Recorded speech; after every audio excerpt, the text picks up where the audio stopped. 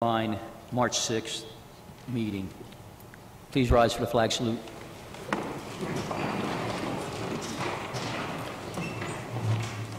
We have kids from varsity school tonight, correct?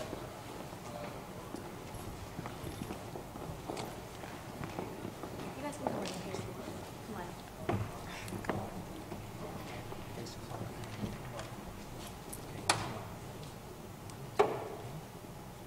Pledge allegiance to the flag of the United States of America and to the republic for which it stands, one nation, under God, indivisible, with liberty and justice for all.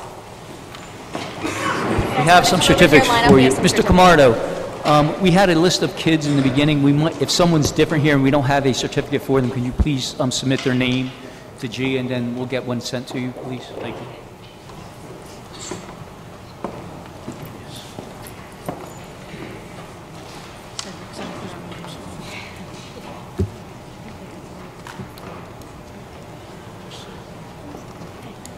You guys want to turn around?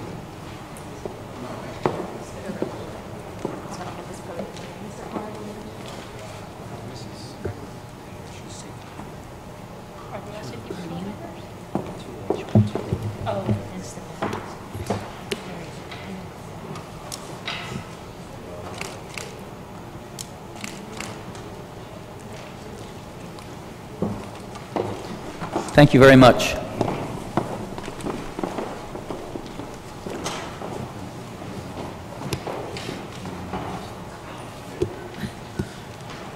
Mr. Mozzarella, could I have a roll call, please?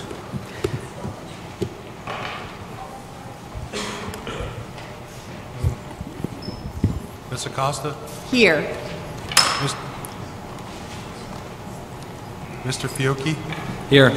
Mr. Holmes? Here. Mr. Jennings? Present. Mr. Medio? Here. Mr. Sobrano? Present. Present. Here. In compliance with the New Jersey Open Public Meeting Law, commonly referred to as the Sunshine Law, the Vineland Board of Education has caused notice and posting of this meeting to be sent to the following, announcing time and place thereof, agenda, etc. The Daily Journal, SNJ Today, the Press of Atlantic City, Nuestra Comunidad, Visto Bueno, the Clerk of the City of Vineland, and the Administrative Office Public Bulletin Board. So we have a resolution for executive session this evening. We do not. Thank you. Dr. Gruccio, special presentations this evening, please. Yes, I'd like to start by calling Ms. Donato and Ms. Goldrone from Vineland High School Science Department. We're going to be honoring some of our students this evening who participated in the Cumberland County College Science Fair.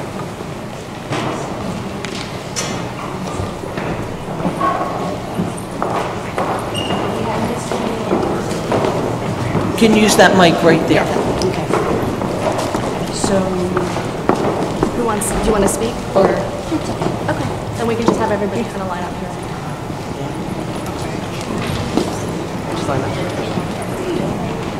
And we can tell you, let me just tell everybody.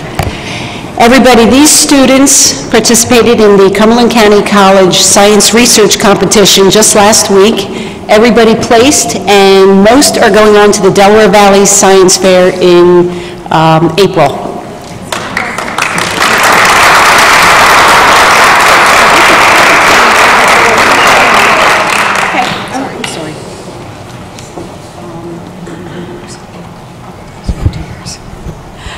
Also, we have some bilingual students. I want you guys to step a little bit. Sadie, thank you. Frangeli, Kerali, Suleibi, Eduardo, and we have Melanie's mom here because she's working right now. So they did a really great job. Please give a round of applause for these wonderful kids and projects. They did. Thank you. Okay, guys, go back. Call out this student. Okay, so Someone has to call the student out, so we know how to get this. So you have the names there? Yeah, right here. Just who's here? Okay. Sadie Perez. Who is it? Sadie. Sadie.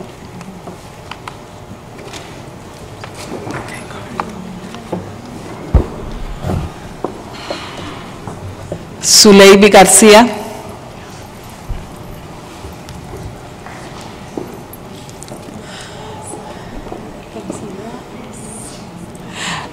Frangeli Peralta.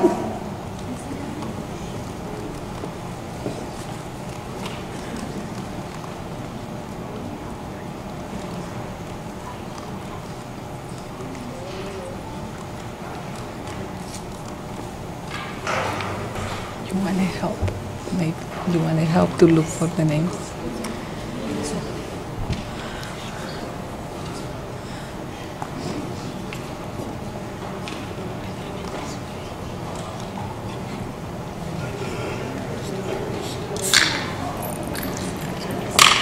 Okay. Frangeli Peralta.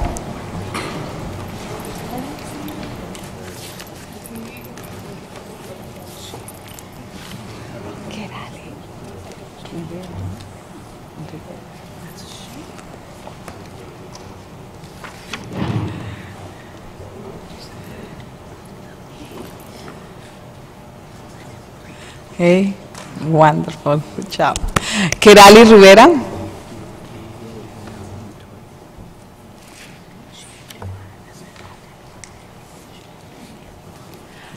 Eduardo Espinal.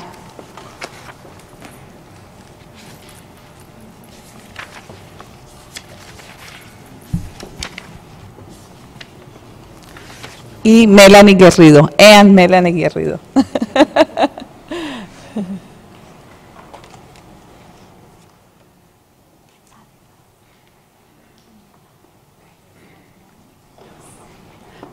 Okay. All right, those are the bilingual students.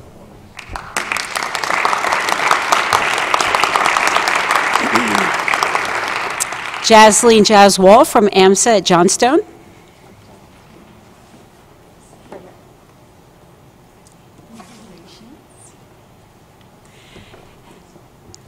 Aaliyah Ayala.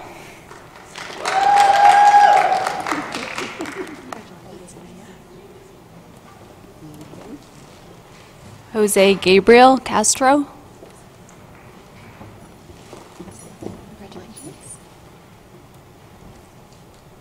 And Urvi Patel. Thank you. Ruth? They're not here. Oh, I gave Ruth. It's easy. Put the short people up front there. So this is yours, right, Marisa? Yeah. Let me go on this side.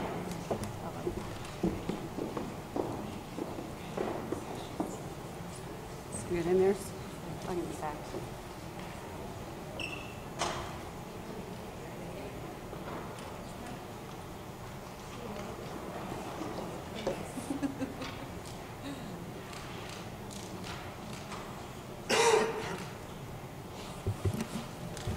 Congratulations to all of you. We're very proud of you.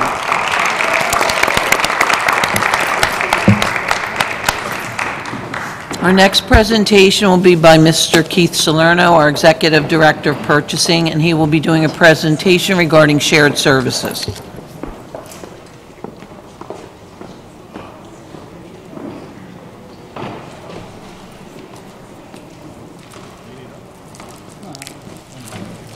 We're going to be putting that.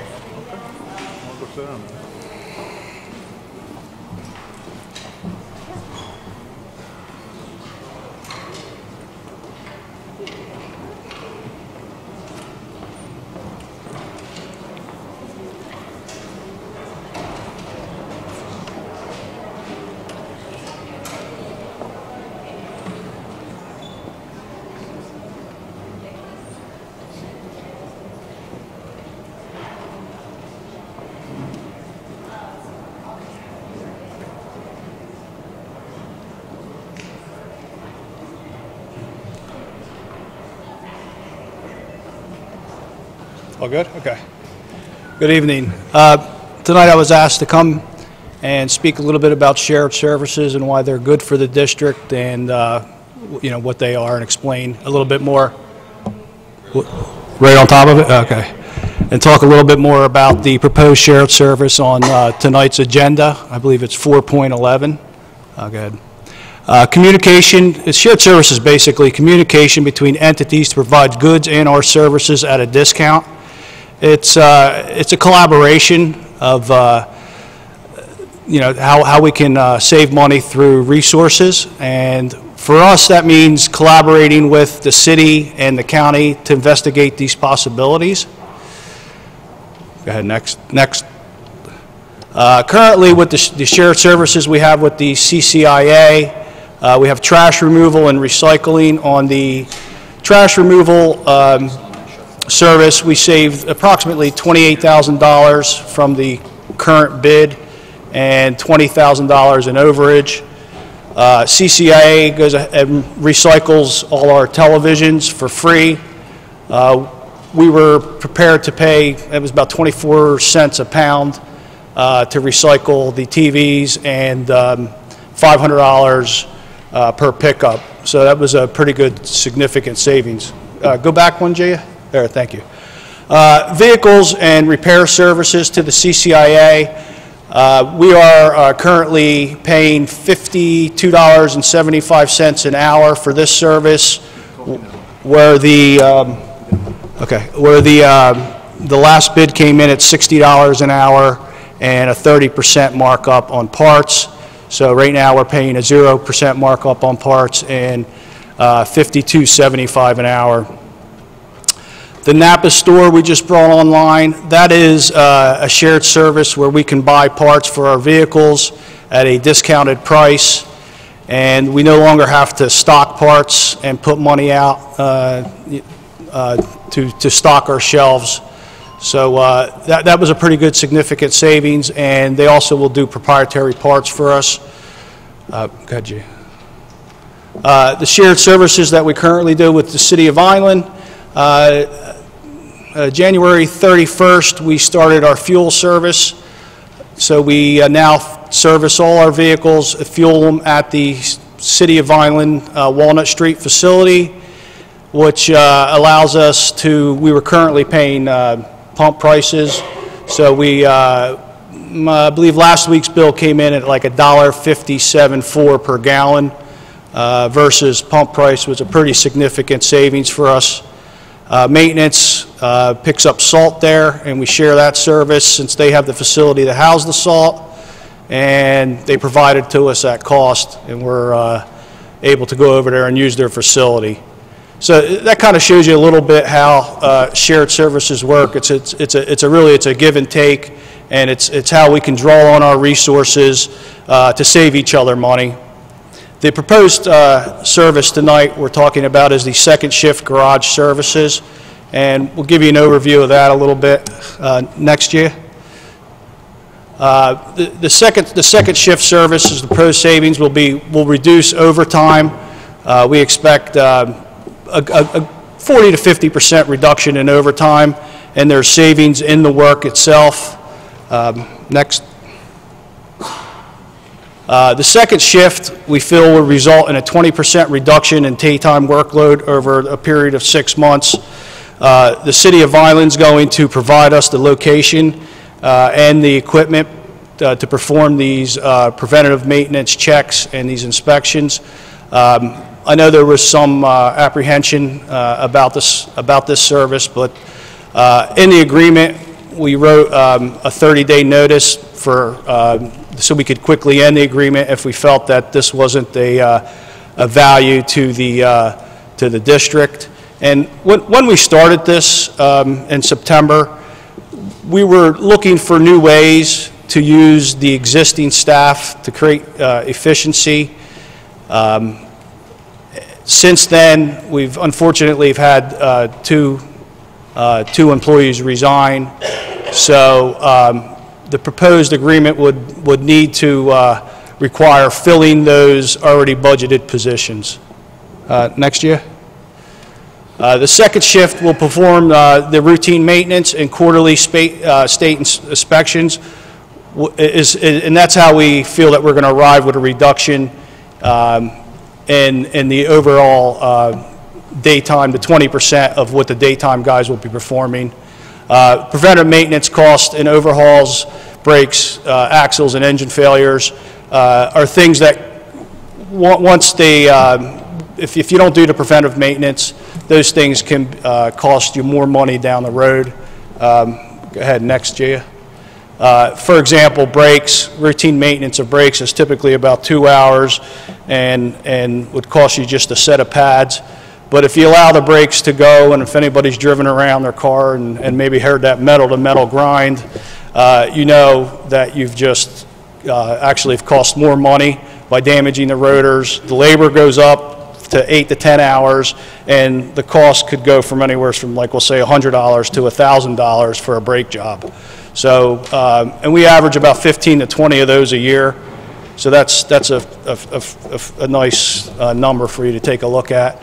Next year, axles, which are kingpins repairs, we average about 10 of those a year, and through preventive maintenance, greasing the axles prevent this type of damage from occurring. And then we do about 10 a year, which is, they're about $900 a piece. Engine failures, through preventive maintenance, we hope that we will eliminate that altogether, and we have about 3 or 5 of those a year, about 20,000 an engine. Good. Depending on the breakdowns, between 3 and 5, the proposed agreement, there would be some coverage needed for that, to cover those breakdowns, but we anticipate starting with a minimum of 4 buses a night. This should allow us to service the entire bus fleet, we figure, every 43 working days, again, to do that preventive maintenance and perform those state inspections. Yeah, we go. There was a little bit of talk about accountability. We're going to implement the new dossier system, which it's a pretty cool system, and you can take a look at it. There's the website, dossiersysteminc.com. But it's going to track the employee's completion rate, their vehicle cost, the PM schedule, production inspections, and a lot more. And if you take a look at the second note, to me, that's probably one of the most important. It's going to change your workload from reactionary to preventative.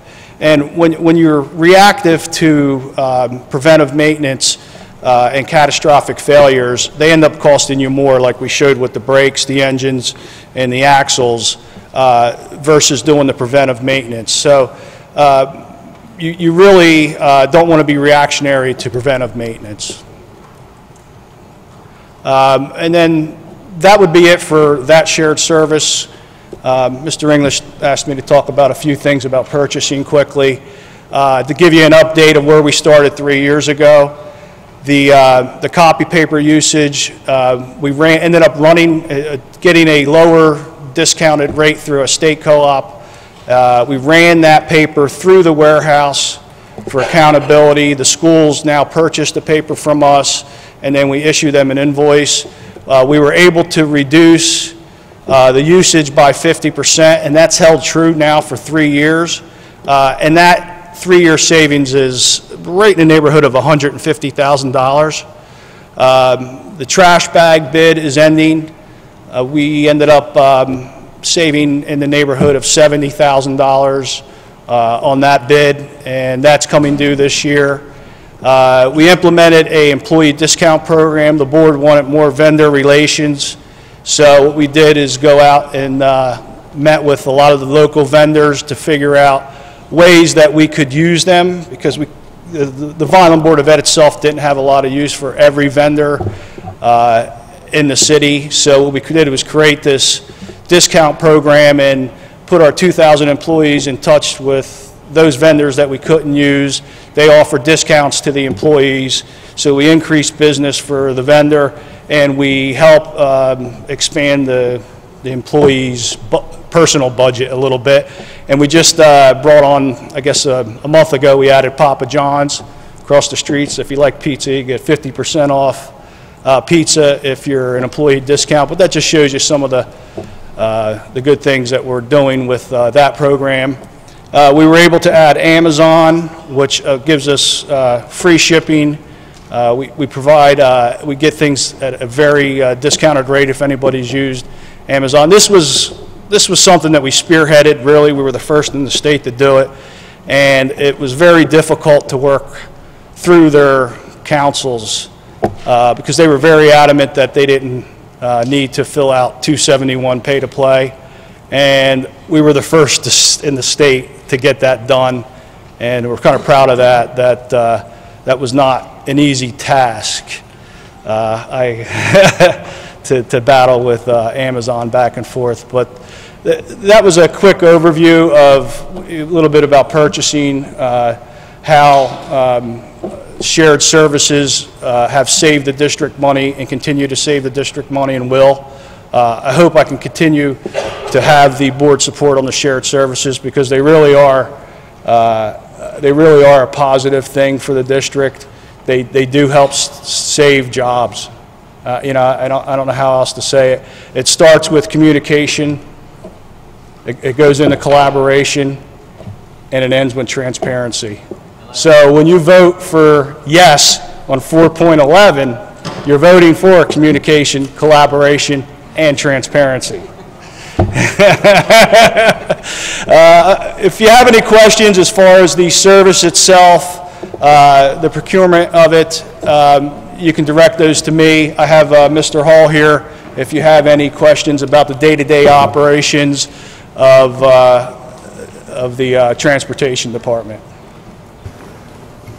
Keith, I do have a question. Up on the presentation, did you talk about the recent fuel shared service? Yeah, we were talking. Yeah, we talked a little bit about fuel. The city. We just entered, January 31st, we entered into a shared service agreement with the city of Vineland to use their facility. It's a break-even cost. The district whatever portion of the building or the facility that we use, that's what we pay. So if we use 40%, we would pay inspection fees, electric of 40%, but the fuel that, last week's bill came in at $1.57 for a gallon, and we were paying pump prices. So it's going to save us anywhere between 80 cents to $1 a gallon. So it's a very significant savings, and that's why it's really critical to work and have that working relationship with the county and the city. We need each other. We really do, and especially this time at this $14 million deficit, we need to find new creative ways to save money and save jobs. And these shared services are not easy. Vetting them, it takes a long time. That particular agreement took about a year of constant work and back and forth. I think Gia helped me with shooting the training video. There were gas cards, PIN numbers. It was a very significant undertaking, and it was well worth it in the end. Thank you for that clarification. I just think that, it's important to know that shared services in some cases, but not all, may work. Would it be fair to say that the shared services agreement regarding the transportation at your task was to specifically look at that agreement? Correct, yes. All right. So would it also be fair to say that there could be other ideas out there? Mr. Merkley's coming on board in a couple of weeks. Would it be fair to say that maybe some other examination has to be completed, analysis completed? I'd like to think that, and I'm sure Mr. Merkley would have maybe a different point of view. But when we started out with this, we proposed, I think it was almost 6 scenarios that we were vetting, and we landed on this one. We thought this would make the best use of the existing staff.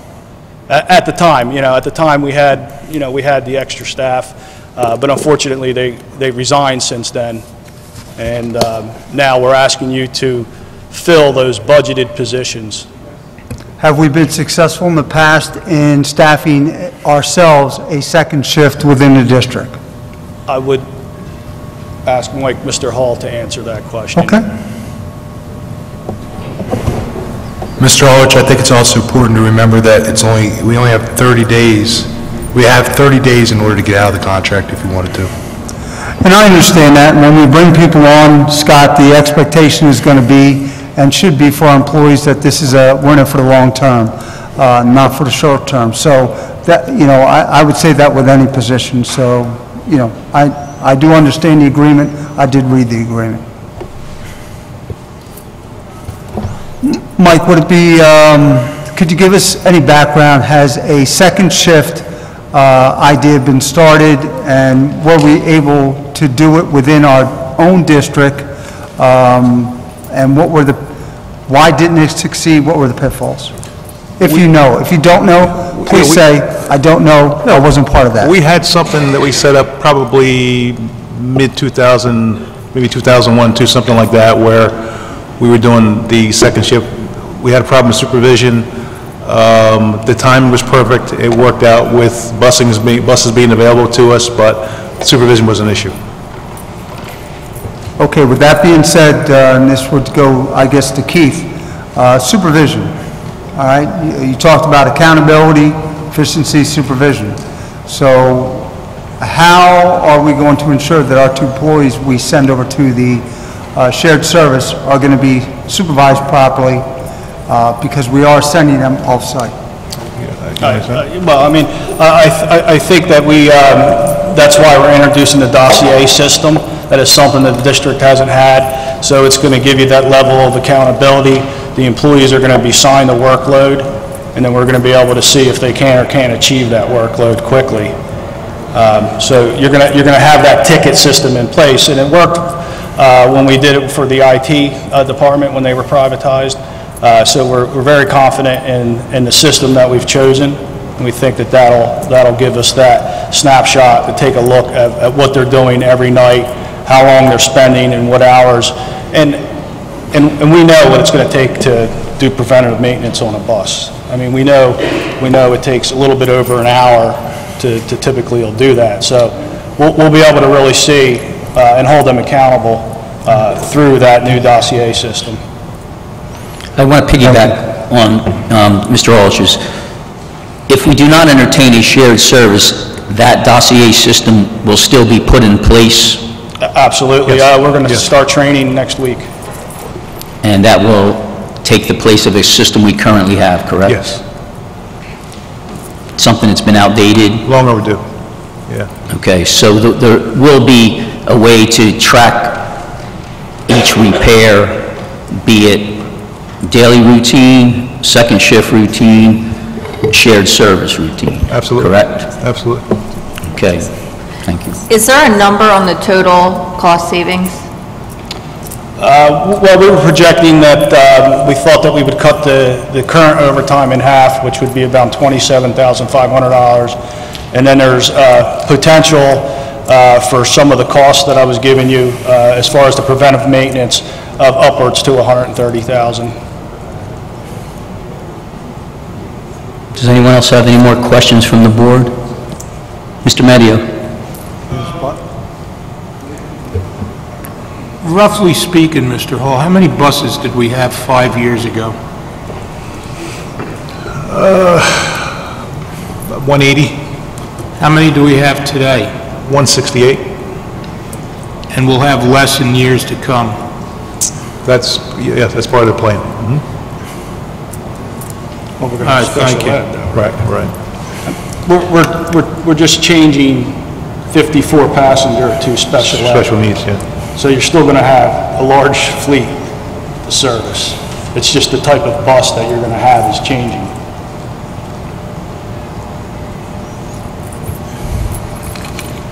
Well, that's what you've got now. You're also projecting a $14 million deficit, and we've never been shown where we're getting profitable runs, running students from other towns to other towns that doesn't involve our students. So I'm not sure when we get those numbers if those programs will still keep going. I don't know what we're doing with that. But it's awful hard to understand how we only have 12 less buses when you've cut, 40 or 50 routes in the last 2 or 3 years. Thank you. Mr. Medio, just so you know, the Transportation Committee met last month, and we're committed to meet in a monthly fashion moving forward, because we found some interesting information out, and combined with Mr. Catalini's currently not in, two people are running that department, and they've shared some light on some interesting facts. So once we have our next meeting, I think we'll be able to enlighten the board a little bit on the routes that have been privatized and some things that we've pretty much just stumbled across by asking the questions. So last year, the committee didn't meet. When I was here, we used to meet once a month. That was the goal, because transportation was identified as an area that was in need of improvement. So we were committed to start an ad hoc committee, but then we realized as a board that this was a pretty expensive commodity here in our district, so we went with a full-time committee. So moving forward, not sensitive.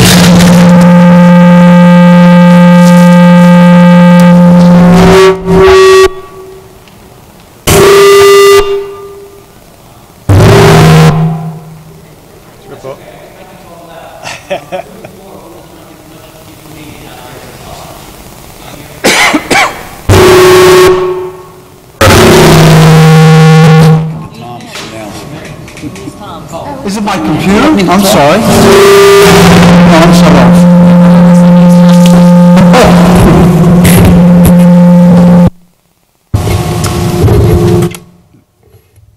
Hello? Just like I was saying, moving forward, we're going to try and keep this board and the public as aware of what's going on in this department. Mr. Merkley comes on the 15th, and he's a very hands-on man. I've heard nothing but great things. He's got transportation knowledge. So combined with some of the ideas that are being thrown out there and bringing a new fresh set of eyes in here, I really think we can nail down this department. From what I understand, we're committed to being in the transportation business. So if you're going to be in this business, it costs money to run it. And like everything else, our kids have to get to school safely. We talk about the classroom, but how do the kids get to the classroom? That's a big part of it. So stay tuned with this. This is a work in progress here. So that's pretty much all I have to say about that. Does anybody have any question on the shared service piece? I'm sorry, go ahead. I'd just like to thank you for all the work you put into the presentation and the months you've been spending on this. I think it will benefit our district both financially and also being more efficient in what we do. So I hope the board understands that and will support your efforts. Thank you. Keith, I also want to thank you and you too, Mr. Hall, because again, I've been back about 63 days now, and there's a lot to take in.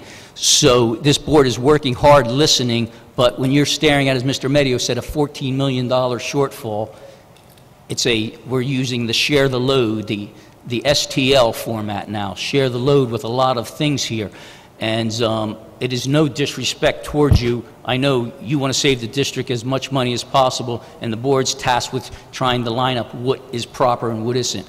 As I see, you're doing a lot of great things with this school district shared service-wise. I did have one other question with shared service in general. When we see the discounts, we're definitely not cheapening the product. We're just going out there and finding it at better prices, correct? Absolutely, and the reason that you do have a little bit more of a significant savings is because you are drawing resources together. Yes. And you may be using the city's resources. I know, like in the IT department, the city may lay wire on the pole, so we'll end up using, their trucks for that, so you don't pay for that service. So. And that's really where a lot of the savings comes in, is that you're pulling each other's resources together in an effort to save each other money. I got you, and thanks again for your time, because again, when I talked shared service with my fellow board members, we knew that we were in shared service, but we really didn't know what we were saving, what was happening. So it's a good way to enlighten the public, the board members, and people that do come to our meetings of what we're saving and why we're trying to save it. 10 years ago, when the money was flowing and it wasn't a worry like that, but now as a purchasing agent, you really are out there searching high and low, and it's good to see you're fighting to bring that money in. Never take anything personal when we maybe don't go with a certain idea. I mean, I know you're going to be back to work trying to find that next $70,000, $80,000, $10 million, whatever it is. You can count on it. As you do. But I just, again, thank you for the presentation this evening. And does any other board member have any question? No? All right. Thank you. Oh, Miss, yes. In light of everything that's been discussed here, it sounds like to me that this is a good program. We're creating 2 jobs, which may or may not be long-term, but I see that we are creating 2 jobs and saving money doing it. We're working with the city. I think this is just this is a win-win for all of us. No matter. Just to clarify, these are open positions, so we're not creating new jobs. We're replacing the openings that are available currently, right? And I do understand exactly what you're saying, Mr. Jennings, Dr. Gruccio. You know, we've been going back and forth with this, and again, it comes back down to the STL, the share the load theory. And if I'm asking things in the classroom to be cut, I'm not saying I'm getting rid of X amount of mechanics or hiring X amount of mechanics. So just what we're looking to achieve is with a new BA coming in here with a fresh set of eyes, I think there's going to be a new message that's sent district-wide on how the money should be spent and combined with shared service ideas. So, and I wish everyone was a home run, but, you know, it's peaks and valleys as we continue to go forward. Thank you. On that, I'd like to say the wheels keep rolling and the wheels have to be looked at, and the preventative maintenance is high priority in the transportation industry. PM is a very hot item, and when you do PM, you save yourself tons of money down the road. So that's another thing to look at. I also look forward to Mr. Merkley coming on board, and I'm glad that he has a transportation background.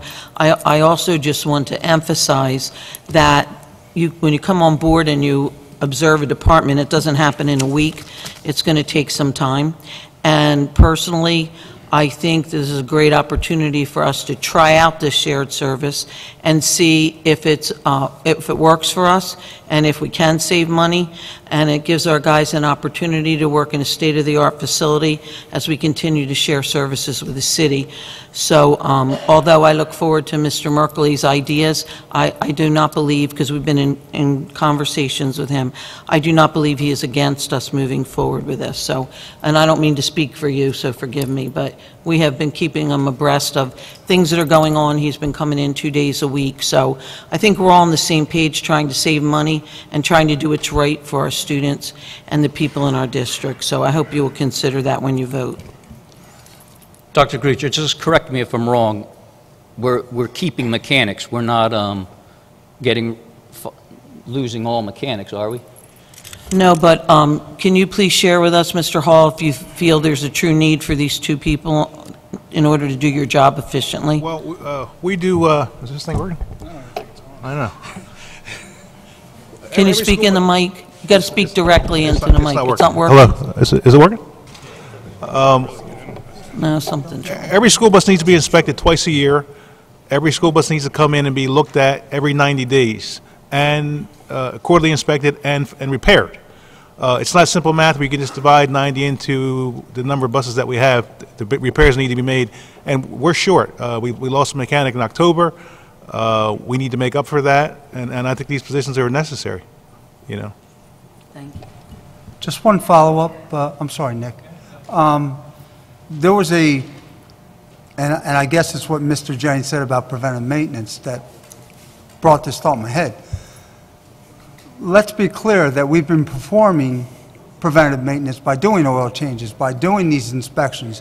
That is part of a preventive maintenance procedure. So to throw the assumption out there that this is going to solve our problems for preventive maintenance is not true, because we've been doing maintenance on our buses. I think it's just a matter of efficiency. One quick question. So how many diesel mechanics do we currently have? And by being understaffed, is there any safety concerns with the buses? We currently have 6 right now. Or have 5 right now. Any way that that mic can work so we can hear what he's saying? I don't want to eat this. I'm going to tell you, this is my first meeting in here, and I watched several meetings last year. If this is going to continue, we'll never use this room again. I think up here, these mics are much better than we had, but we're having a real hard time with I that. totally get it, but it's a complete process here. We look like fools sitting up here if we can't hear. Currently, we have 5 mechanics, and we have 2 open positions. And is there any, safety concern that you see by not being fully staffed? Nothing pending right now, but I mean, when we say there's a savings in the PM work, and the state mandates that we get those things in every 90 days, so, I mean, that needs to be done, So we don't have wheels falling off buses,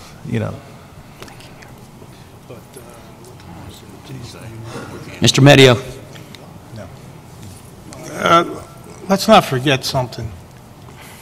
However many mechanics you have, if the work's not getting done, and the work has to get done, it can also be sent out into the community to community mechanics. We did that in the past. So before we start hiring people in the face of this $14 million deficit, we ought to sit back for a few months and figure out where we are after we get the superintendent's budget recommendations next week. We're not hiring, we're just replacing. I don't know how you define that, but that's hiring somebody. We're looking to cut all these other positions. Well, we're not. You are with your budget, and everybody understands that. But when you try and hire at the same time, it just doesn't fly. I mean, maybe in 2 or 3 months I could vote yes for new hires, but now I don't see how we can do that before the dust settles next week. Again, they're not new hires, we're just filling open positions. And Mr. Medio, we investigated that possibility. I mean, we get a very good labor rate from the CCIA right now at $52.75 an hour, and Mr. Mustarell and I did a complete analysis of our current employees with their benefit package and overtime, and all those employees' labor rates still came in significantly lower than the $52.75. So sending the work out will cost us money. It'll cost more money.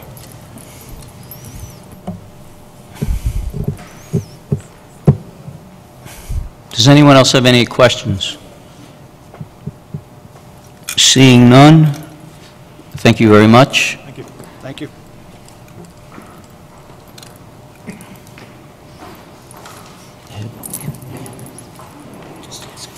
Does anyone have any questions on our HIB report? Seeing none, do I have a motion for the approval of minutes from February 6th executive session and February 6th combined meeting? So moved. Second. Roll call, please. Ms. Acosta? Yes. Mr. Fiocchi? Yes. Mr. Holmes? Yes. Mr. Jennings? Yes. Mr. Medio? Yeah.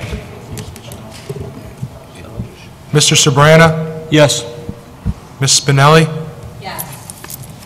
Mr. Ulrich? Yes. Mr. English? Yes. Do we have any reports from our board solicitor this evening? Yes, Mr. English. As a result of recent events, 3 resolutions. Push the button. If you hit the button, it turns the other people's off. As a result of recent events, 3 resolutions were added to tonight's agenda. I can certainly answer any questions by board members as each resolution is being considered. Thank you. Do we have any public comment on agenda items this evening?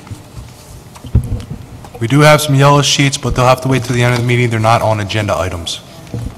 There's certain things that, at the end of the meeting, when we have regular public comment, okay? This is not agenda items. At this time, we have motions and resolutions from our superintendent.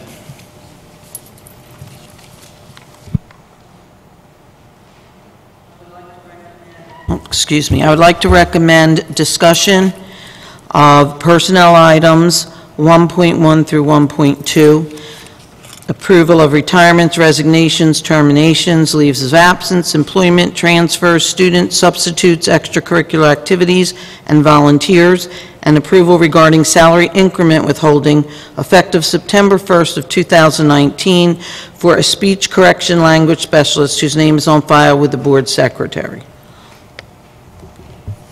Do we have any questions or comments?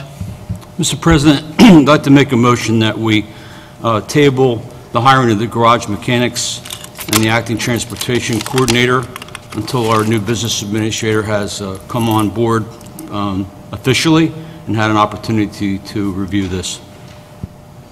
Do I have a second? Second. Can I have a roll call, please?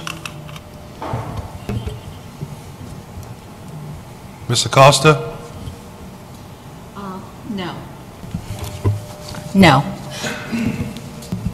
Mr. Fiocchi? No. Mr. Holmes? Yes. Mr. Jennings? No. Mr. Medio? Yes. Mr. Sabrana? Yes. Ms. Spinelli? Yes. Mr. Ulrich? Yes. Mr. English? Yes.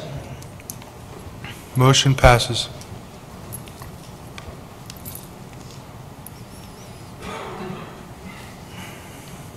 Do we have any other questions or comments? Dr. Gruccio, on 1.2, Yes. can I just get a clarification on this? Dr. Rossi, I'm sorry. Dr. Rossi, did you want to address that? I know we can't give a name, but I don't know if you want to. Sure, what is the question? The salary increment Yes, withholding? it's disciplinary matter.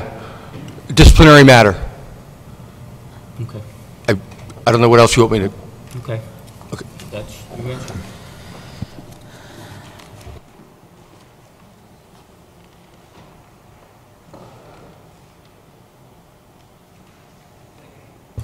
So the motion was to table the transportation mechanic and the supervisor.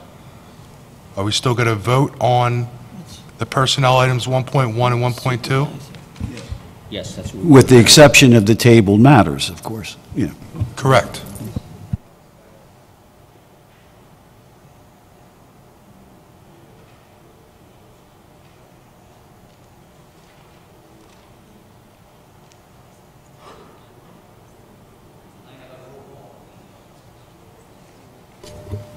All the other matters. Did all the you? other matters. Except the table. We voted on the tabled discussion and... I'm Okay, sorry. so- Was there a motion? Needs to be one. I believe the motion was to table, not to vote on this. Now we need another. Now we need a motion to vote on the remaining 1.1 and 1.2 personnel items. So moved. Second. Roll call, please. Ms. Acosta? Yes. Mr. Fiocchi? Yes. Mr. Holmes? Yes. Mr. Jennings? Yes. Mr. Medio? Yes. Mr. Sabrana? Yes. Ms. Spinelli? Yes. Mr. Ulrich? Yes. Mr. English? Yes. I would like to recommend discussion of 2.1, approval of trips and district travel. Do I have any questions or comments? Seeing none, do I have a motion? Mr. President?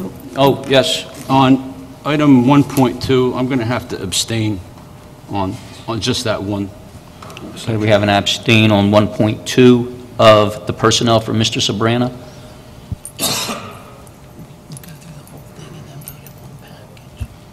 Going to go to the whole thing? Okay. Noted.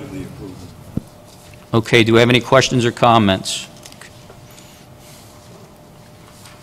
I'd like to recommend discussion regarding approval of the first reading of the following bylaws, policies, and regulations that you see listed below.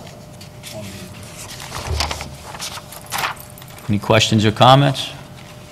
I'd like to recommend discussion to accept the Uniform Memorandum of Agreement between education and law enforcement officials with an addendum adopted pursuant to NJSA 18A:41.9, regulating access to live stream video in a form acceptable to the superintendent and board solicitor. Questions or comments? I'd like to recommend discussion regarding the 2019-20 school calendar per pupil attendance as provided and on file with the Secretary of the Board. Questions or comments? I'd like to recommend approval of items 2.1 through 2.4. Do I have a motion? So moved. I'd like to recommend, oh, I'm sorry, you got to go Can I through. get a second? Need a second. Second. Roll call, please. Ms. Acosta? Yes. Mr. Yes. Mr. Holmes? Mr. Jennings? Yes. Mr. Medio? Yes. Mr. Sabrana? Yes. Ms. Spinelli? Mr. Ulrich? Yes. Mr. English? Yes. I'd like to recommend discussion of a resolution authorizing a storm drainage easement between two district properties. Any questions or comments? I'd like to recommend discussion regarding a resolution authorizing solicitation of sealed bids for the purchase of 17 West Landis Avenue, not needed for school purposes, at a minimum of $650,000. Questions or comments? I would like to recommend discussion of a resolution accepting the bid of Golden Gate Incorporated for the purchase of district property located at 519 Northwest Avenue, Vineland, New Jersey, in the amount of $551,000. Questions or comments? I'd like to recommend discussion of a resolution authorizing solicitation of sealed bids for the purchase of the Oakamain School property not needed for school purposes for the minimum bid of $550,000. Questions or comments? I'd like to recommend approval of items 3.1 through 3.4. Do I have a motion? So moved. Second. Roll call, please. Ms. Acosta? Yes. Mr. Fiocchi? Yes. Mr. Holmes? Mr. Jennings? Yes. Mr. Medio? Yes. Mr. Sabrana? Yes. Ms. Spinelli? Yes. Mr. Ulrich? Yes. Mr. English? Yes, and thank you to all that were involved in the sale of the 519 Northwest Avenue property. Job well done. I'd like to recommend discussion of budgetary transfers for the general school-based and ECPA budgets for the month of January 2019. Questions or comments? I'd like to recommend discussion of the board secretary and treasurer reports for January 2019. Questions or comments? I'd like to recommend discussion regarding the placement of special education students. Questions or comments? I'd like to recommend discussion regarding submission of the following grant application. Coles Volunteer Grant for Menny's Elementary School in the approximate amount of $500, and Coles Volunteer Grant for Menny's Elementary School in the approximate amount of $1,000. Questions or comments? I'd like to recommend discussion to accept the following funding. The 2018 National School Lunch Program Equipment Assistance Grant to Palo Alto Elementary School in the amount of $13,389.82. Vineland High School South in the amount of $5,366.95. Questions or, is there more? That's just a total. Questions or comments? I'd like to recommend discussion regarding a resolution appointing the following changes to the bank depositories for business checking, savings, and investments. Athletic Department petty cash, Athletic Fund budgetary, payroll agency, food service, payroll net, unemployment trust fund, flex spending, and capital reserve. Questions or comments? I'd like to recommend discussion regarding the 2017-18 Comprehensive Annual Financial Report and the Auditor's Management Report from Ford Scott and Associates. Includes a comprehensive annual financial report, the auditor's synopsis, and the auditor's management report for 2017-18. Questions or comments? I'd like to recommend discussion regarding the board secretary to implement each of the following recommendations from the 2017-18 Comprehensive Annual Financial Report and the Auditor's Management Report in accordance with the corrective action plan, which is provided and on file with the board secretary, and we have none. Questions or comments? I would like to recommend approval regarding, recommend discussion regarding the following change in signers for the Sergeant Dominic Pilla Middle School Student Activity Fund. Tammy Monahan, Israel Bermudez, Kelly Williams, and Jean Merkley. Questions or comments? I'd like to recommend discussion regarding the donation of the following bus. Bus number 9, International 2005, to the Vineland Emergency Management EMS for $1, in accordance with Policy 7300, Disposition of Property. Questions or comments? I'd like to recommend discussion regarding a shared service agreement with the City of Vineland, the Board of Education for motor vehicle maintenance facilities in a form acceptable by the Board Solicitor and Superintendent of Schools. Questions or comments? I would like to recommend discussion regarding the renewal of a service agreement with Inspira Medical Center, Inc. for Impact Healthcare Services for the period of January 1st, 2019 through June 30th, 2019, in a form acceptable by the Board Solicitor and Superintendent. Questions or comments? I'd like to recommend discussion regarding the awarding the following contract for HVAC services for the term of July 1st, 2019 to June 30th, 2020, with an option to renew 2 one-year terms or 1 two-year term for a maximum of a 3-year term. HVAC services, the contractor is McCloskey Mechanical Contractors, Incorporated. The contract award amount is $73 an hour, and journeyman $35 an hour, apprentice with 11% markup on materials. Questions or comments? I'd like to Dr. Gucci, I just have a quick question. Sorry, go ahead. Maybe an opinion from our solicitor concerning 4.11. Okay. With the shared service agreement, it was going to require the use of the 2 mechanics, but it did not pass. Wait a minute, what are you talking about? 4.11. 4.11. The shared service agreement. The shared service. That's been tabled, so you can't have any more discussion about it. As far as I know.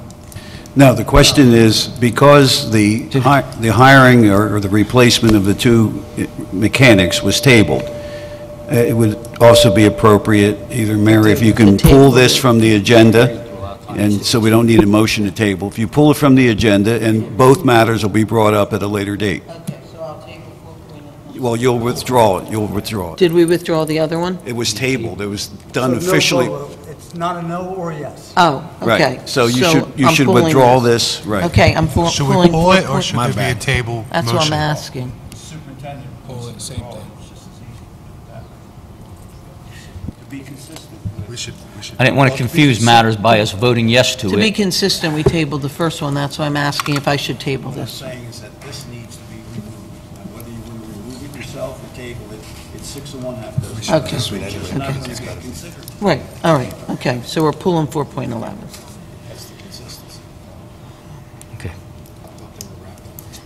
I recommend discussion regarding the joint transportation agreement between the Vineland Public Schools and Deerfield Township Public Schools for 1 student in the amount of $940 for 94 days at $10 per day from January 24th, 2019 through June 30th, 2019. Questions or comments? I'd like to recommend discussion I have regarding... a question. I'm sorry, go ahead. Yes, Mr. What is this? How are we doing anything for $10 a day? This is the transportation of 1 student. The total... Are we paying his parents $940? his That I can't guardians? answer. Mr. Hall, can you answer that?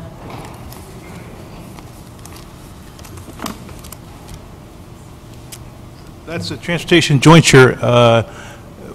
That student's riding on the bus with our students, and we're paying $10 for that student. So it's divided up by the total number of students on the bus.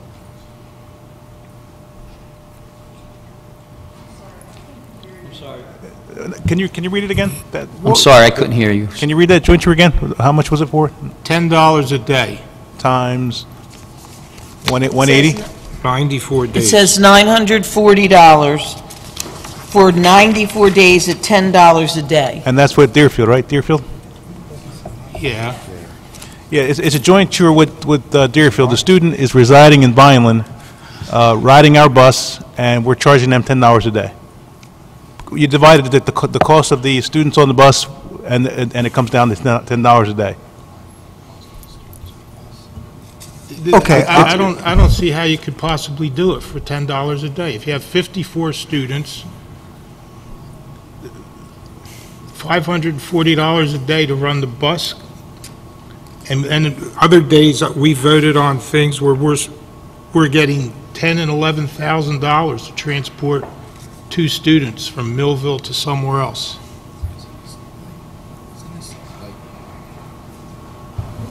Mike, is this in addition to a run that's already in progress? Yes, it's an existing run. Okay, so we're increasing the existing run by $940? Yes. For the 1K. Gotcha. And everybody else is paying $10 a day on that run? Yes. In addition. Okay. I don't want to be I am totally confused. Can you, one problem is I cannot hear what you're saying, but. I'm sorry. Explain exactly what's occurring there. That is a jointure with Deerfield. This particular jointure it's a student who resides, who's either homeless or in the DCP program that's residing in Vineland, that's riding our bus to school. Which program? It's the old life. It's DCPP is what it's called now.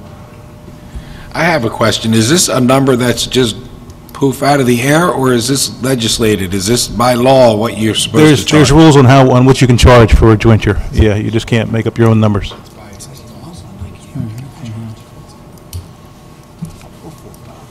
I mean, I can show you the contract if you want to table it, and I'll show it to you later on, but.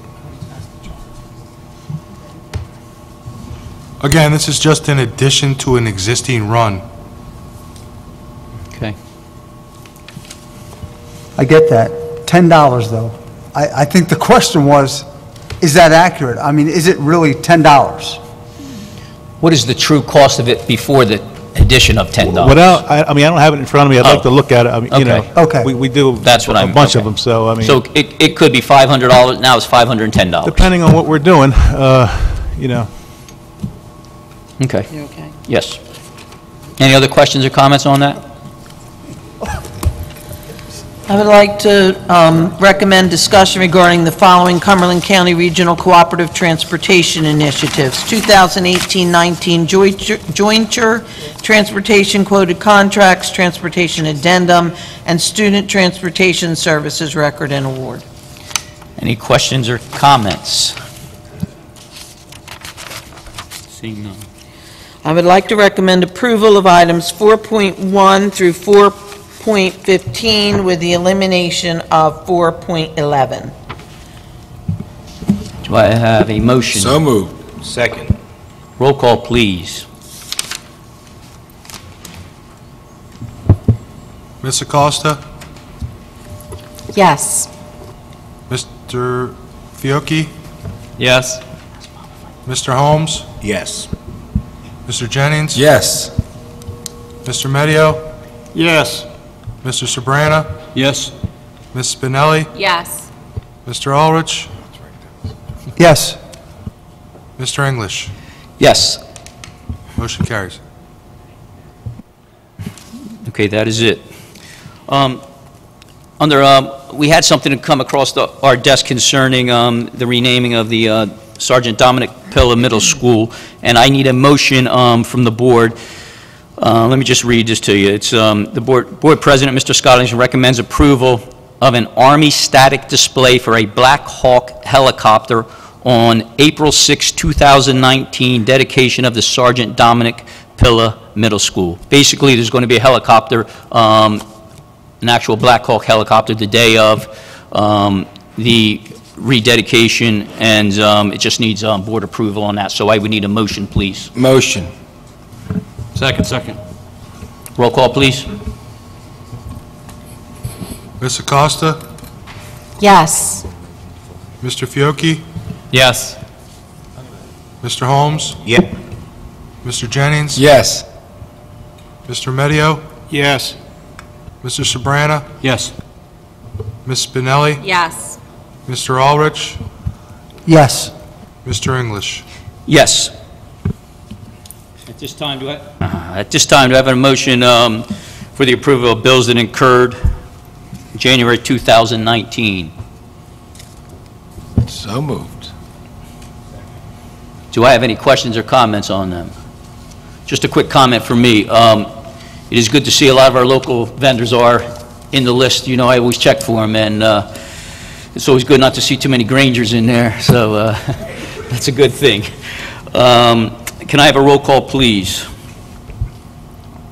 Ms. Acosta? Yes. Mr. Fiocchi? Yes. Mr. Holmes? Yes. Mr. Jennings? Yes. Mr. Medio? Yes. Mr. Sabrana? Yes. Ms. Spinelli? Yes. Mr. Ulrich? Yes. Mr. English? Yes. Do we have any committee reports this evening?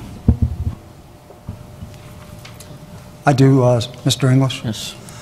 Okay, the Policy and Personnel Committee met tonight. You've actually voted on some of the items already. But present were myself, John Sabrana, Megan Spinelli, Scott English, Dr. Mary Gruccio, Dr. Joe Rossi, Mike Hall, Keith Salerno, John Frangipani led the meeting.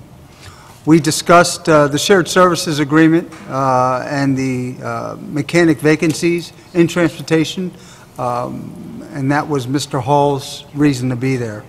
The need for the mechanics that could potentially help reduce overtime. The discussion included how a second shift would improve efficiency. Also, accountability online system with what Mr. Salerno talked about, the dossier system, which we're moving to anyway. Discussion of employee stipends and discussion of job postings that are currently budgeted that the board may see. Also, we discussed 3 bylaws, 0155, 0156, 0164, all had to do with board operations, changed some language to conform to the combined meeting approach, to allow for a defined process in hiring senior staff and what the board's participation would be. And the other bylaw was for the governance of our meetings. That's it for the Policy and Personnel meeting. Thank you, Mr. Ulrich. Do we have any other committee reports this evening? Seeing none. Hold on, I have one, sir. Oh, yes. I thought, yes. That's okay. Transportation meeting. We met on February 12th. Present was myself, Dr. Gruccio, John Frangipani, Keith Salerno, Scott Mustarell, Damari Ferrari, Mike Hall, and Scott English. We discussed the future of transportation, bus driver status, courtesy busing, transportation of students that do not attend Vineland Public Schools, and we also discussed shared service agreement. Those minutes and agenda are posted on our website. Thanks. Thank you, Mr. Holmes. Do we have any other committee reports? No? At this time, opportunity for the public to address the board on any item. Please remember you have 5 minutes. And please try and speak into that microphone. No problem. I apologize. I'm pretty loud anyway. I'm a second grade teacher. So, good evening, everyone. My name is Kimberly DiNovellis. I have been a teacher here in Vineland for 19 years. I am currently a second grade teacher at DePalato Elementary. But I'm not here to talk about being a teacher. Although if I were, I would discuss my smart board being out of commission and how I've been told that we can't get it fixed because we're using Apple TVs right now. But then I tell you that in second grade, Apple TVs are not nearly as useful as smart boards and that I would do just about anything to get a new smart board. That's what I might say if I were speaking as a teacher. But tonight, I'm speaking about the most important job I have, and that's being a parent. I have two wonderful children in the Vineland school system. My daughter, Ellie, is in second grade at DePalato, and my son, AJ, is a sixth grader at Veterans Memorial. I would love to stand here and list all of the wonderful things about each and every teacher my children have had, but of course, time does not permit that. So I'm going to give you at least a few highlights. This year, Ellie is lucky to have Mrs. Jennifer Mercano as her second grade teacher. As I'm sure you recall, computers is no longer a special subject at the elementary level. So the task of teaching technology has fallen on the classroom teacher. Mrs. Mercano has more than risen to meet this challenge. My daughter, at 8 years old, knows more about Google than I do. She comes home excited to create her own Google slideshows. She's helped me with Google Docs and slides on more than one occasion. And on top of this, Mrs. Mercano is constantly challenging my daughter, who reads on a 5th grade level, while maintaining a fun and positive learning environment. Moving on to middle school, it's not an exaggeration when I say that I cried, the ugly cry, the first 3 days after dropping AJ off at Memorial this September. He had been with me at DePalato since kindergarten, and now I was sending him into the middle school jungle alone. I knew that his elementary teachers had prepared him, but I was still terrified. However, his core team of teachers have been amazing, and he has grown into an independent, confident young man. Yesterday, our dinner conversation started with this comment from my son. I kid you not. Some speculate what would happen if the Roman Empire fought Genghis Khan's army. What 11-year-old says that? Apparently a student in Mr. Jason Moffat's social studies class. The day before, AJ had given me an entire lesson on Alexander the Great, and trust me, I needed the refresher. The best part about this is seeing how excited he gets when talking about what he learned. AJ's forte is definitely in the language arts area, and thank goodness for Mrs. Corrine Cavanaugh. She's absolutely incredible at her craft. Not only does she inspire AJ to investigate a variety of genres and authors, assign cross-curricular tasks, and work with students on interesting projects like the Sweet 16 of Authors and International Pen Pals, she also takes time out of her day to contact me about AJ's accomplishments in class. She's offered insight into the years ahead and has let me know that she will be there throughout AJ's middle school career to assist in any way needed. Again, I could rant and rave about all of their teachers. They have all challenged my children to be their very best, helping them to set goals, and were there by their side on the journey to achieve those goals. Mrs. Carol Cullis, Mrs. Christina DiCino, Mrs. Denise Ragone, Mrs. Mary DeLuzio, Mrs. Roxanne Dorenzis, Mr. Dave Tisch, Mrs. Donna DeLuise. The list goes on and on of their fantastic teachers in this district. I know that you as a board and administration are used to hearing the problems and concerns of parents. Well, I'm here to sing the praises of Vineland Public School teachers. I am one proud parent. Thank you. Thank you very much.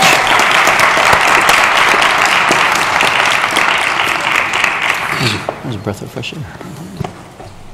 I also am a teacher, so I have no problem raising my voice.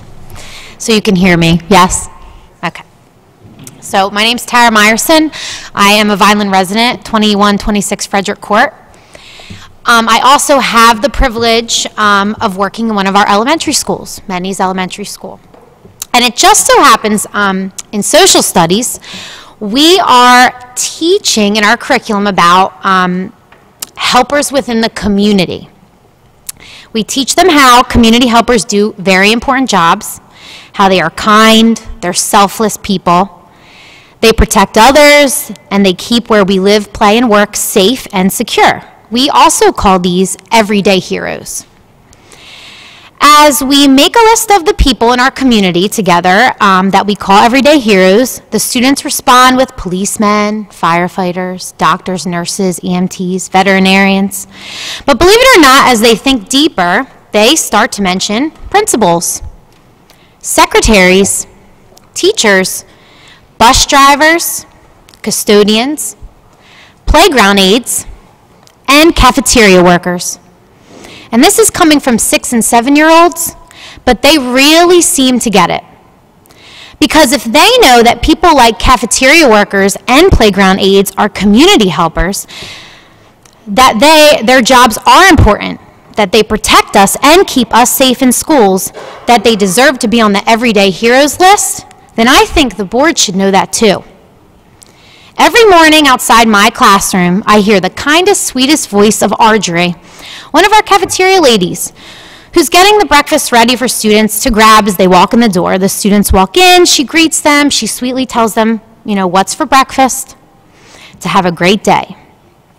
She even has any special food items set aside for students with allergies, and I actually have a student that needs lactose-free milk. She always has it ready. She recognized student faces. They recognize her too. She is a warm welcome. Like Audrey, our food service workers in our cafeteria have built a rapport with our students. They are the first faces that greet them in the morning. They are these friendly, trusted adults during lunchtime that have made strong connections with our students. They know students' medical needs, personalities, and are a huge part of keeping our students safe every day. Sadly, we are told that these important people in our school are probably going to lose their jobs next year. Some of these workers have worked their whole lives for our school system, some only 7 months shy of being short of getting their benefits entitled to them. This is income they need. Most will be left with nothing, and sadly but realistically, getting another job is not necessarily an option for many of these senior workers who have so many years under their belt. I am told to save money, we want to replace these positions with total strangers from a company, who knows what. I know I have heard time and time again of these privatized companies hiring less than credible people. Do we really want that for our children? Is that safe? I'd much rather have Audrey greeting our children, keeping them safe, serving them their breakfast and lunches, asking them how their day is going, sending them off to tackle the school day with a smile. So I speak of safety, but not lightly. We know nowadays more than ever our safety is a priority, especially in our schools. In first grade, when we start the year, we really have a group of kindergartners coming in. And it takes a long first quarter of the year to get our students ready to be independent and to follow rules. Thank goodness we have our playground aides, is all I have to say. We have 7 of them in our building, and I could not fathom their job. Their job is tough, believe it or not, it is. In first grade, we're lucky we get to have our playground aides for 20 minutes in the morning, and they help us in our classrooms since we don't have any aides to help us throughout the day at all. They help collect homework, make sure students are eating their breakfast, helping with the crumbs that fall on the floor, the milk that spills. The students always look forward to seeing them, and they give them big hugs, and they miss them when they're not there. More importantly, our playground aides have the duty and responsibility to protect and keep our students safe. So just imagine your child, your grandson, your niece, your nephew, on a pretty big, wide open playground with 100+ other students, and there's 7 playground aides watching them. 7's not a lot. They would be tending to students who may have gotten hurt, reinforcing rules of the playground, making sure students haven't escaped, bringing students to the nurse, just helping them get along.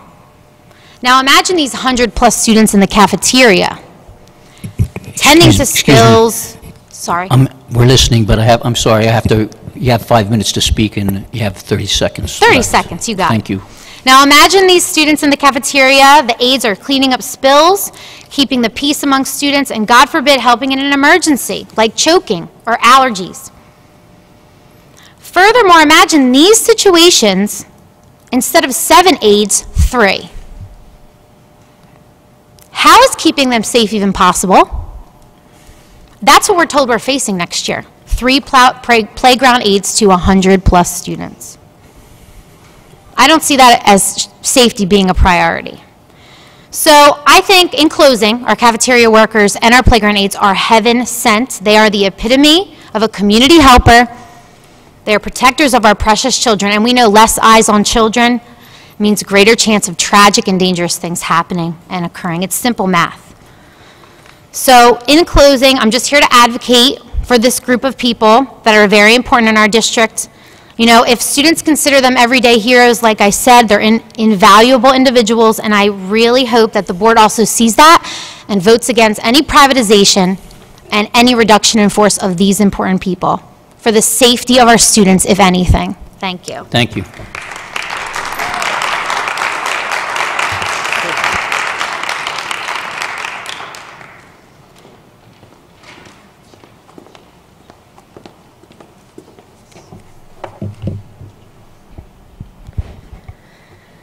Okay, I am not a teacher. I am a parent. Hopefully I'm speaking loud enough. Let me know if I'm not. Can you please state your name, please? Yes, my name is Cindy Weber, and I am a parent of one child in the Vineland School District. So I filled out 2 sheets because I technically have 2 matters to speak about, but I'm going to gloss over a lot of it because I do have a meeting with Dr. Gruccio to discuss those matters in more detail. So the first thing that I wanted to discuss is, I'm not sure if the board members are aware, but a special education parent advisory council is actually state mandated, and Vineland has not had one for a number of years. So in my travels and investigation, I figured that out.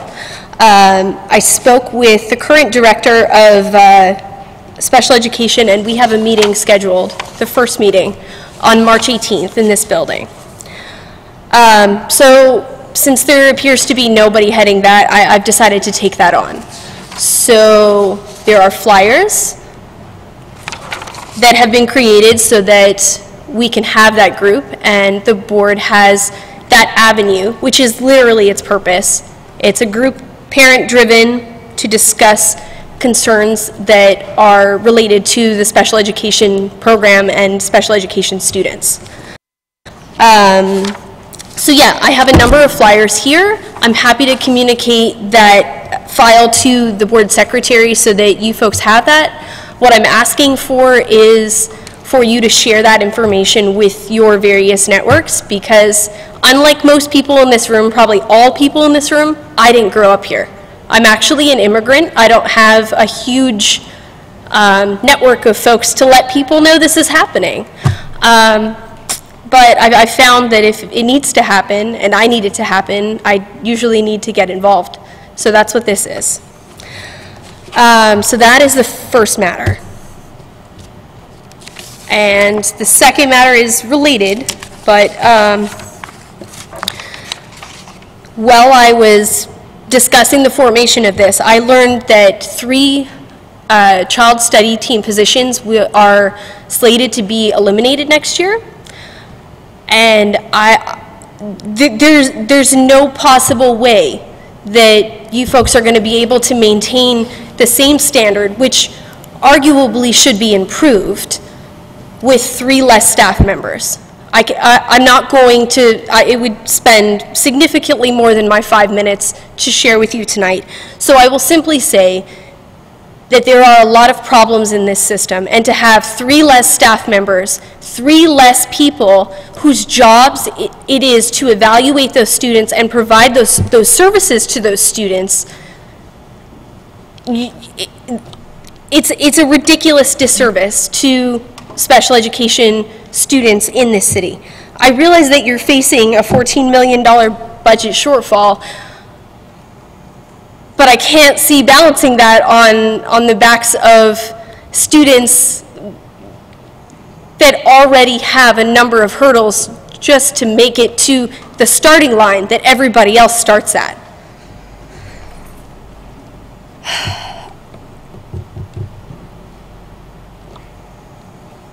One quick last message.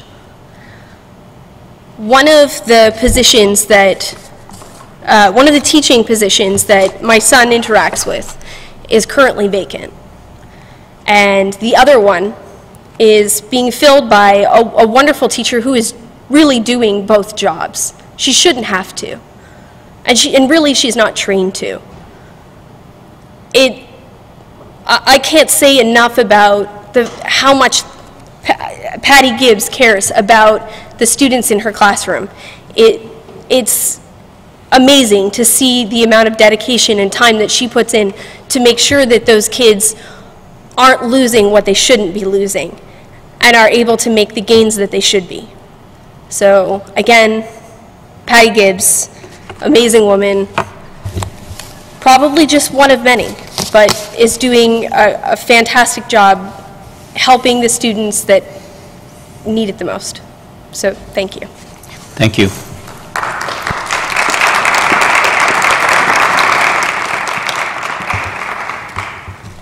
Good evening. My daughter wrote a letter directed to the board members. She will have her 5 minutes, and then I would Can I like please to have your name, please? Good evening. My name is Eileen Ramos. This is my daughter. She wrote a letter to the board members, and she wants to present it to you. She will have her 5 minutes, and I would like to have my 5 minutes after. Dear members of the board, my name is Layla. I go to Salve de Palato Elementary School. On Friday, February 8th, I experienced the most cruel thing that any child should ever have to go through. There was a child who approached me in an angry way after she slammed the door to the gym while I was playing with my friends. Since it was career day, she was dressed as a secretary, and she had a purple binder. In that binder, there was a to-do list. Number 1 was a Lenape project from this year. Then, on number 7 of that to-do list, was a threat that stated, "Try not to kill Layla." So I asked her, "Why would you keep something so mean?" She replied, "I do not know. My cousin who moved to Florida wrote it last year." So I thought to myself, what did I do wrong? Do I look wrong? Is there something wrong with me? But instead of lashing out, I told the head counselor what happened in the gym. She took the binder and gave it to a school guidance counselor, who then gave it to the principal. A few days later, I had to write a statement in the principal's office. 2 days had passed until the head YMCA counselor told my mother what had happened. My mother then talked with her superior. The YMCA then suspended the counselor instead of that child. Thank you. Good evening once again. My name is Eileen Ramos. I stand before you as a concerned parent. You just heard my daughter speak, and although she may be mature for her age, the pain is real. A formal letter of events and actions taken today from my behalf has been sent to the County Superintendent of Schools, the Superintendent, the school principal, HIB coordinator, and guidance counselors. In the event that the board members would like a copy, since I am not aware of how much information has been provided to the board at this time. She shared her unfortunate event, but what you didn't know was that this has not been the first incident she has had with this student. This has gone from a student offending my child with words to getting other students to isolate themselves from my child, and the situation has escalated to an actual written threat on a to-do list. Try not to kill Layla. The fact that it was brought to her intentionally by the offender was malicious and has to put her on a notice and make her aware that this was out there. This is where the intimidation comes in. This all happened on school property, and I was not notified, although school leaders and the other students' parents were. It was only through a casual conversation a week later when I found out. The fact that the word kill was used and put in writing by the offender shows intent, and then to carry it with them and make sure the targeted victim was made aware is a demonstration of malice. And the fact that schools do not take these allegations seriously is an erroneous neglect on the protection of our children in a public school. This is an indication that schools lack processes and procedures to address harassment, intimidation, and threats that do not check all the boxes of HIB. I was informed after I requested an official investigation that this case didn't meet HIB because it didn't meet one of the 3 characteristics, so we dismissed the entire incident over one checkbox. However, other characteristics falls under HIB. Unless we have a more quantitative explanation as to what other means from your presentation last month at our board meeting, can we really truly understand where this is supposed to be going? Should she continue to be in the hostile environment that she is in because the students both attend the same school? Students say they are fine, but what do you expect them to say? when adults cannot get straight answers on such a matter? Should she have to always walk the other way or look the other way so she isn't constantly reminded that someone wants to hurt her? And now I'm receiving notification that if any incidents occur between both students, both would be removed from the program. This is re-victimizing my child. Why is it when an incident does not meet HIB policy, things are not taken seriously? Harassment is harassment, and we shouldn't wait until things escalate. When someone is writing kill with regards to another student, this is escalation. The fact that someone has written kill on a student's list with a person's name needs to be taken with the utmost seriousness, especially with today's climate. Try to not kill doesn't mean the student won't try to kill later. Let's remove my child's name and add your name, or your child's name. Try not to kill you. How does that make you feel? It's not comfortable feeling. So think about that as a child. Imagine a 10-year-old having to deal with this and school leaders saying kids will be kids. Because this is the response I received from the school principal. We would be having a very different conversation had the students been much older. We would be having a different conversation if the person who wrote the note was a male. Why is it that it has to check off certain boxes in order for it to be credible? If it feels real for my daughter, I am taking it very seriously. We would be having a different conversation if they were teenagers. We would be having a different conversation if they were adults. So why not act to prevent now and not regret later? I will not live with regret and want the school to be in the preventative stage and not the regret. These are our children.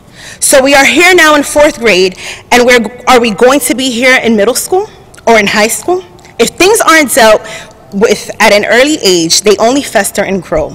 If processes are not in place to handle situations such as these, we open the door to greater issues in our schools in the future, as is the climate in some schools in our nation. Thank you for your time and your attention. Excuse me. Can you please leave your letter and your daughter's letter with Mr. Frangipani? Yes. Thank you.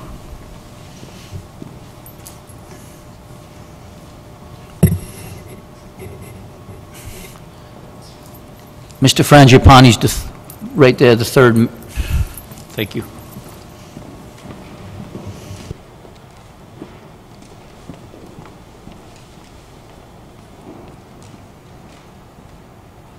Do we have anyone else this evening? Seeing none, do we have any old or new business? Seeing none, do we have, at this point, board member remarks? Mr. Fiocchi?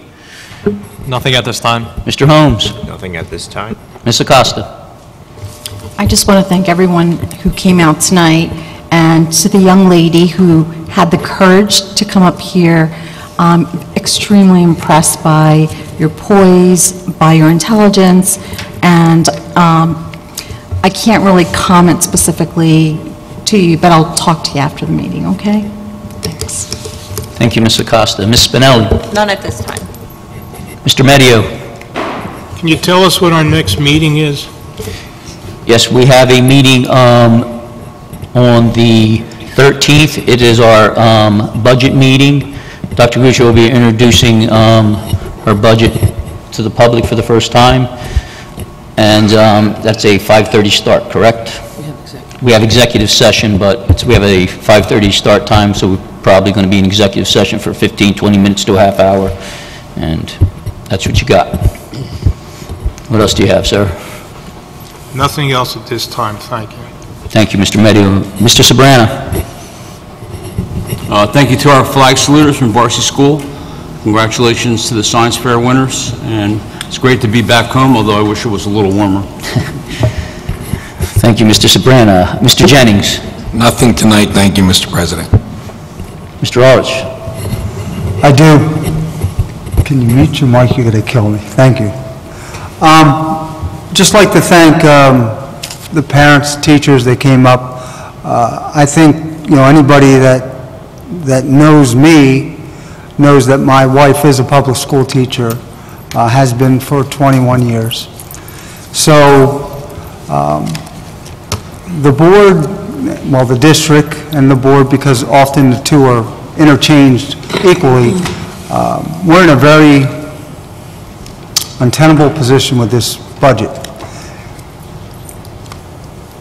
the people that came up tonight won't be the first group, they won't be the last. Whenever there's cuts that are going on, whether it's a child study team, the aides, could be guidance counselors, could be anything. That group's going to come up and they're all right. Everybody that came up to this board tonight is correct. Their points are great. And I would say that we're in a very bad situation. So I look forward to, well, I don't look forward to it. I will be here for the budget meeting. You know, just like anything else, some things we can live with, some things we can't, but that's the superintendent's choice. And I tend to probably go along with that choice because I don't work in the schools day to day. But I do want to thank you. Your words don't go unheard.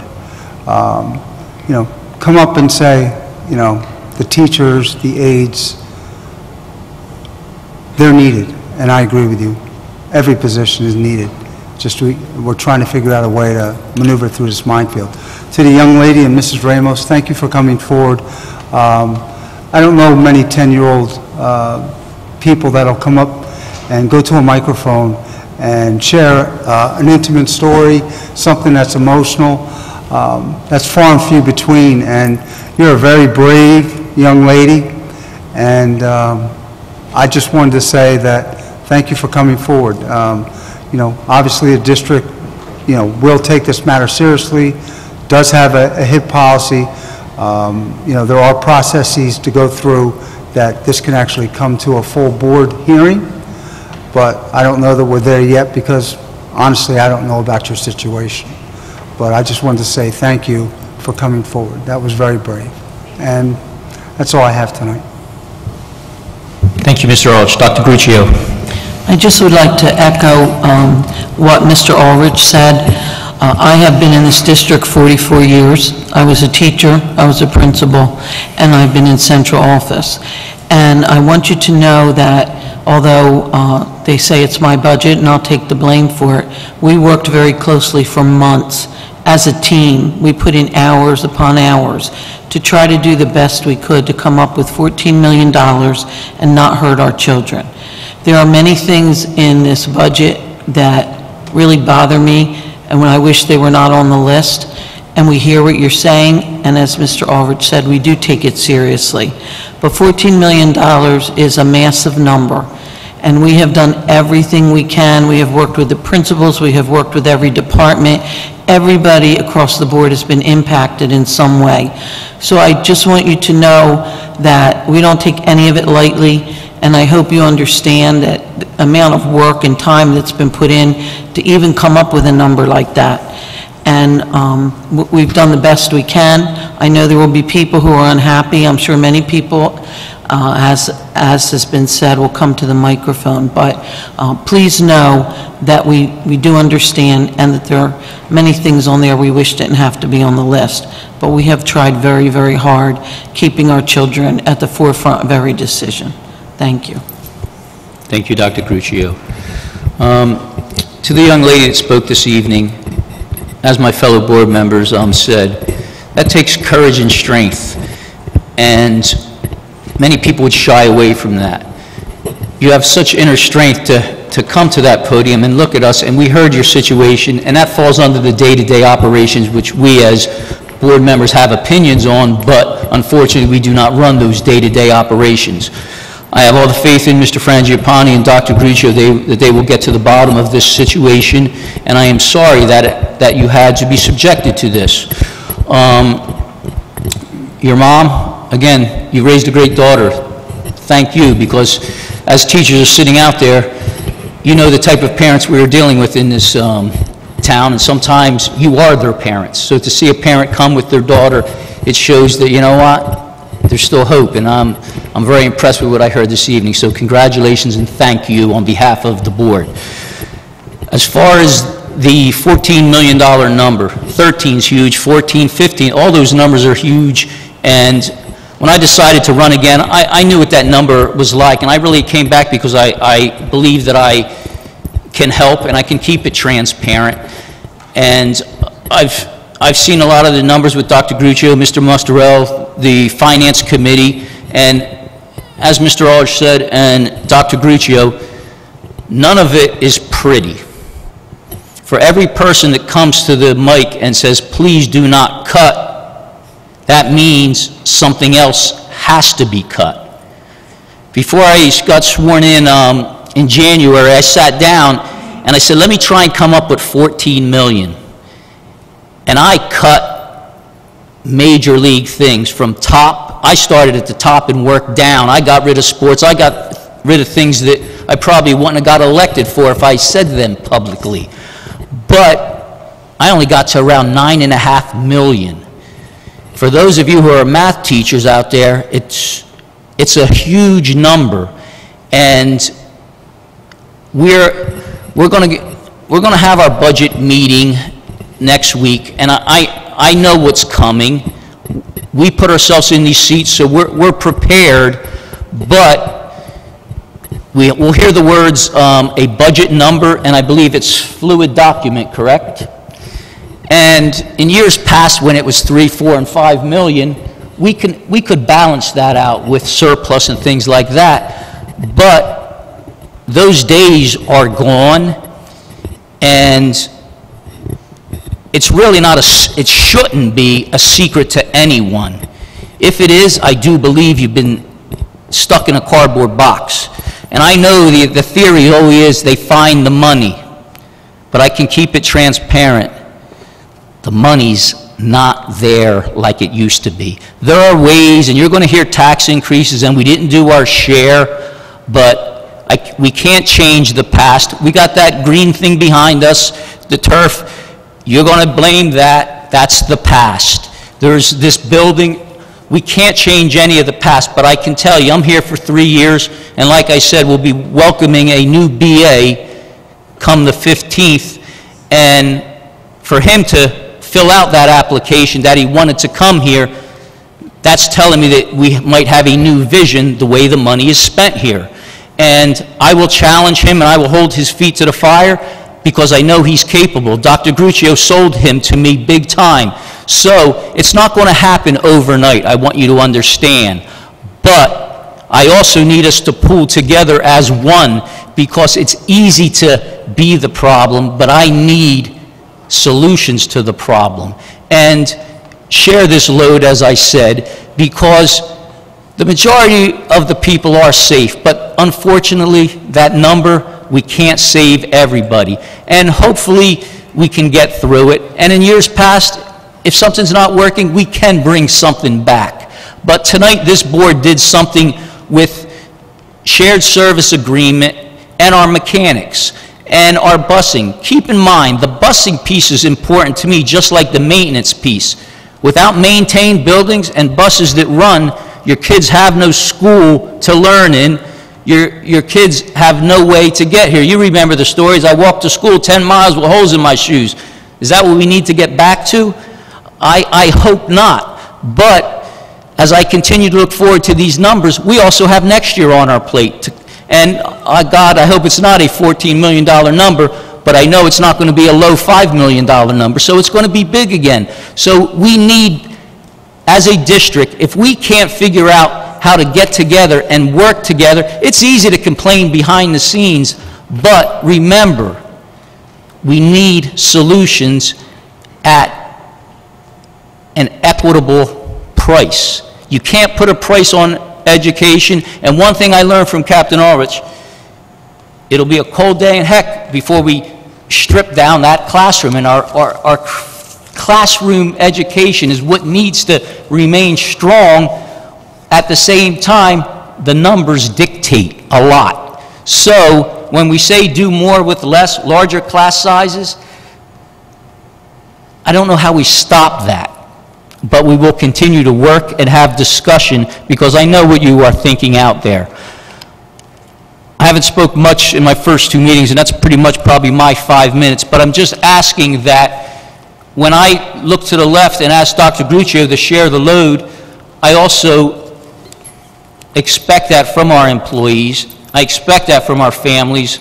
We had a parent tonight that made me still, that's why I'm a believer, and that's why I'm here, because I believe in all that is good, and it's a shame we have to put a price on things like that. But Google $14 million, I'm not so sure I can write all those zeros. That's a lot of money. So please, as you talk to your fellow friends, workers, and people that are going to be coming to the microphone or attending the meeting next Wednesday, to come with something with substance, something that is a possible solution, not more of a problem, so to speak. Thank you for coming tonight, and I would ask for, at this time, a motion for adjournment, please. So moved. All in favor? Aye. Thank you and good night.